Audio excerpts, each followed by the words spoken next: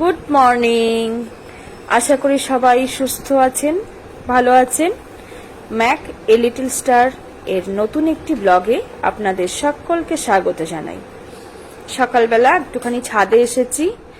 ছাদে একবার না আসলে না ভালো লাগে না, গাছগুলোকে একটু দেখে যাই। এটা যেন একটা শান্তি, সারা দিনের শান্তি। আর আমার সাথে সাথে এই যে আমার বাচ্চাটা, ও চলে এসেছে। এইখানে 3খানা খাঁচা পেতেছিলাম, খাঁচাতে ইঁদুর ধরাও পড়েছে। আমার আগের ব্লগে দেখবেন একটি ইঁদুর ধরা পড়েছিল, এবার 2টো খাঁচাতে না ধরা পড়েছে ইঁদুর। আর ও এখানটায় সেই ইঁদুরগুলোকে নিয়ে ও ব্যস্ত হয়ে পড়েছে। এবার ও দেখছে, এত ইন্টারেস্ট, ও এ মাথার থেকে ও মাথা, ও মাথার থেকে এ মাথা করে বেড়াচ্ছে। ইঁদুরগুলো না আমরা 2 দিন পরেই আবার ছেড়ে দিয়ে আসি। আর এই যে মাঝখানে একটা থালা রয়েছে, ওর মধ্যে কিছু খাবার দিয়ে রাখি, চাল দিয়ে রাখি, পাখিরা এসে খায়। আর একটা বাটিতে জল দেওয়া থাকে, ওরা জল খায়। বালতিতেও জল থাকে, পাখিগুলো এসে জলও খায়। কিন্তু এই ইঁদুরগুলো সব সবজি ফল সব নষ্ট করে দিচ্ছে। এটা হয়েছে সব থেকে বড় মানে অসুবিধাই আর কি, বলতে গেলে একরকম। গাছ লাগানো হয় আর ওরা তুলে দেয়, গাছ লাগানো হয় আর ওরা তুলে ফেলে, বীজগুলোকে খেয়ে ফেলে। সমস্যাটা এখানেই। আর এইখানে এই যে পাইপটা দেখবেন, এই পাইপগুলো আমাদের ঘরেও রয়েছে, এই পর্দার এগুলো লাঠিগুলো, এই দিয়ে না ওকে ভয় দেখানো হয়, এটা দিয়ে আওয়াজ করা হয়, আওয়াজ করলেও ভয়।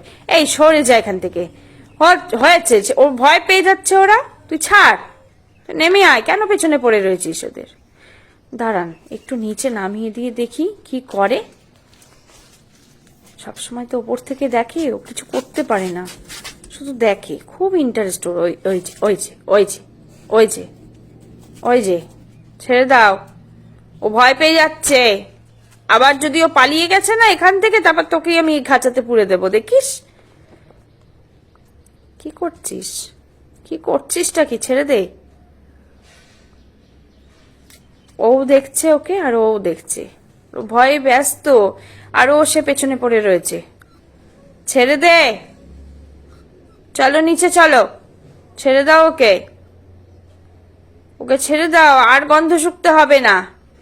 ভয় সিটিয়ে গেছে বাবা, ভয় সিটিয়ে গেছে, ছেড়ে দাও।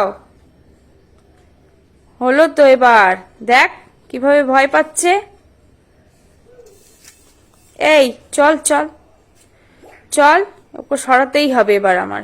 এই পাইপ দিয়ে দিয়েই ওকে আওয়াজ করে করে ভয় দেখিয়ে কিছু না কিছু, ও যদি কোনো কিছু নষ্ট করে এইভাবে